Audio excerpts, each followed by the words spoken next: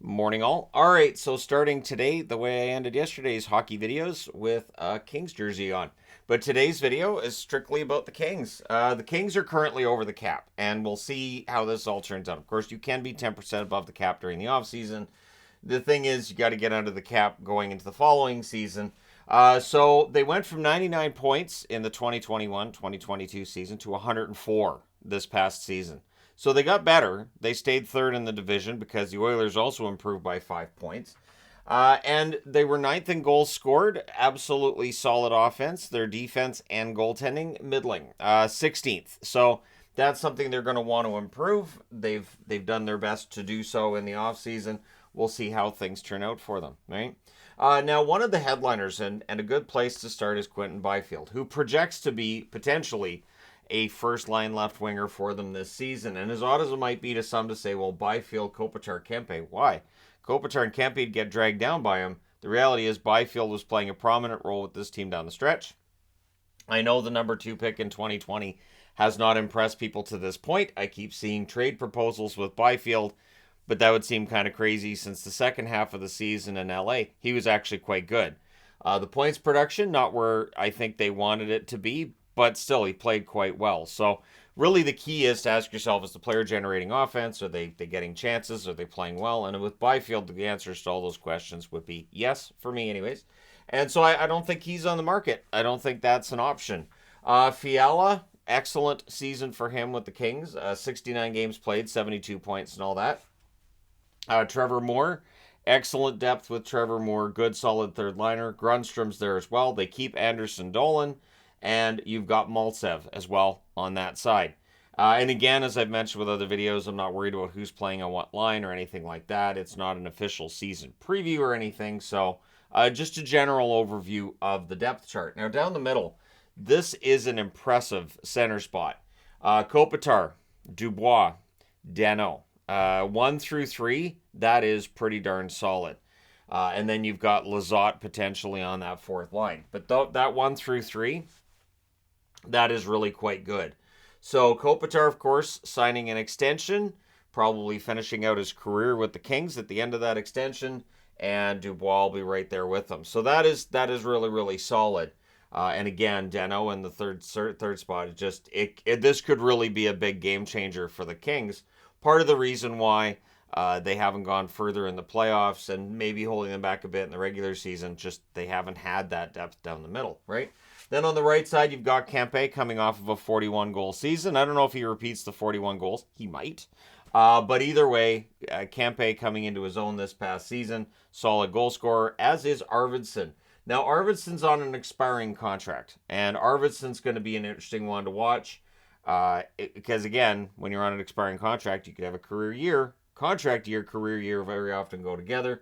You've got Kaliev and you've got Lewis. Kaliev, I think there's still more upside there with Kaliev, but this is the thing. The Kings, they went into the rebuild. They picked up a bunch of young players, but they've put themselves in a position where the guys that don't hit, they're okay. The team's still good. A good example here is Alex Turcotte. Drafted 5th overall in 2019. He has had injury problems that have held him back. And it's just been one setback after another for him, as well as for Akil Thomas, that's right there. TJ Tynan's on an expiring contract. He's a veteran.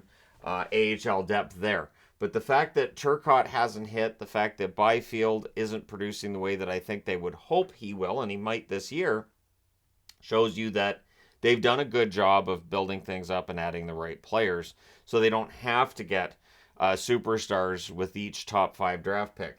Fagemo is there on the right-hand side, and Hayden Hodgson has been added. He's on an expiring contract. He is a UFA next summer. This is a solid forward group, and again, that depth down the middle, that is ridiculous. Keeping in mind that Byfield at points in time was seen as a center. Now, he doesn't have to be. He can just be on the wing, which helps, right? When you have a player that is maybe having their struggles with making it to the NHL, moving them from the center to the wing, or just leaving them on the wing if that's where they're at and giving up on that dreams of having them as a center, at least for now, can take some of that pressure off. Your center should be the one that's driving the play. He's kind of the quarterback of the line.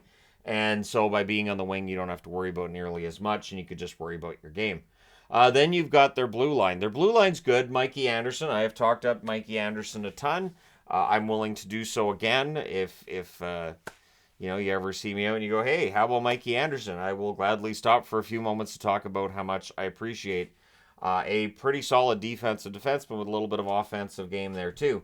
Doughty has had a really strong past couple of seasons. I think he's right back into the mix as one of the better defensemen in the NHL. I don't know that he ever wins another Norris Trophy. I say I don't know because I don't think we saw Carlson's 100-point season coming, so it's possible Doughty ends up winning another. Gavrikov, solid pickup from Columbus, who has stuck around. Roy, I like Roy. He is also on an expiring contract, so he could have quite the year too. And then you've got a pair of first rounders that could end up being the 5-6. Bjorn fought number 22 pick in 2019. They've brought him along slowly. For defensemen, that's not an alarm bell at all. That's pretty standard depending on the team, and I think he's still got that upside too. And Brant Clark, the number 8 pick in 2021. There's a lot expected with Brant Clark. I wrote out the whole name because I wanted to make sure I didn't make the mistake of not saying Brant as his first name. But yeah, number 8 in 2021. I don't know. It's just as you get older, there's things that just sort of I'm having a hard time with that one. But yeah, Brant Clark, solid, excellent upside there, and so we'll see. That's a solid defense. They've added England. I believe it's a 2-year contract at $1 million per. They've got Spence, good young defenseman as well. Mo Verari, when he's come up, he's been solid. Santini, expiring contract for him. Hicketts, Connaughton. Between Santini, Hicketts, and Connaughton, similar roles. They're depth defensemen. They're guys who are on expiring contracts, and they're not likely to get much time with the LA Kings if they get called up. It really depends on how healthy this blue line stays this season. So I would say the blue line, pretty good. Forward group, pretty good. And when I do the season previews, I'm thinking about giving grades, like a letter grade to each group. But the goaltending is where question marks are there. And I know this may seem kind of unfair because Copley had a really good record, but his overall stats weren't great. I kind of felt like Copley played well, but it really stood in contrast to the struggles of Jonathan Quick and the struggles of Cal Peterson. So it just made Copley look that much better by comparison. We will see how he does this season. He may very well end up being the starter, although in all likelihood Talbot should be the starter. That's one of the interesting question marks here. Who will emerge as the starter, or will Todd McClellan go with a 50-50 split in starts between the two? And then you've got David Riddick, who they've added, who it looks like probably ends up playing in the minors, but he had a .901 save percentage this past season. If they waive him, does somebody pick him up? It's possible. As crazy as it sounds, waivers very often can wreak havoc with a team's goaltending depth. So we'll see, and I would think that if they do decide, okay, well, Talbot and Copley are the guys, and we're going to waive Riddick, maybe they do it early. If you do it earlier in training camp, sometimes it's easier to get players through that you think might not get through later in training camp, because teams are still trying to figure out what the roster's going to look like, and you don't really want to add another extra player. That's going to mean that you have more headaches as a GM. And then there's Portillo. So with all three of the goaltenders, Copley, Talbot, and Riddick on 1-year deals, at least Copley's contract's up at the end of this season, Talbot and Riddick signing 1-year deals with the Kings, Portillo's the next guy. And he will likely be given every chance to succeed for the Ontario Reign this year. And then maybe next year he ends up being the goaltender for the LA Kings. Goaltending is the one thing that I do have here as a question mark for LA, but they should be a lot of fun to watch. Definitely a fast team and some interesting moves in the offseason. And again, I'm interested to see how Byfield continues with his trajectory because I do think there are people underrating him a bit because if you just look at the points, sure, but he was driving play. He was doing quite well second half of the season. We'll see how it goes. Let me know your thoughts in the comment section below as always. Don't forget to hit like and subscribe if you're browsing your way through. You just happened upon this video. And in closing, I really wish LA would go back to something purple. I'm not a huge fan of the gray on this either, but the purple is really, really sharp.